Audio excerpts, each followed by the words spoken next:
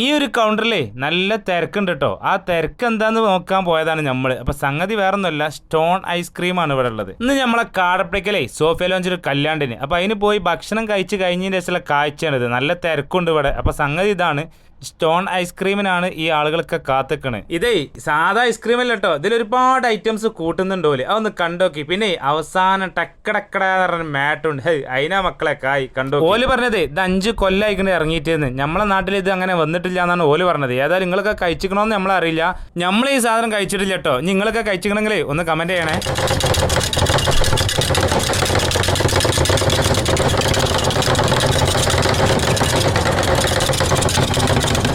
ഇതാണ് നമ്മൾ പറഞ്ഞ മേട്ടം കേട്ടോ. ഏത് ടക്കടക്കട എന്ന് പറഞ്ഞില്ലേ, ആ മേട്ടം. ഒരു ചിഞ്ചിനാക്കിന് ഐറ്റം തന്നെ കേട്ടോ ഈ സാധനം. കണ്ടില്ല നിങ്ങൾ, പ്ലേറ്റ് ഒക്കെ അടുത്ത് തുടങ്ങി ഇടോക്കി. സ്റ്റോൺ ഐസ്ക്രീമേ സംഭവം കിട്ടും കേട്ടോ. ഉണ്ടാക്കണ കണ്ടപ്പോൾ തന്നെ അടിപൊളിയാന്ന് നിങ്ങൾക്ക് മനസ്സിലായിട്ടുണ്ടോ അല്ലേ. ഇത് കുട്ടികൾ തിന്നണൊക്കെയാണ്, സ്പൂൺ കഴിഞ്ഞോണ്ട് അങ്ങനെ തിന്നണം കേട്ടോ, ഒന്നും വിചാരിക്കരുത്.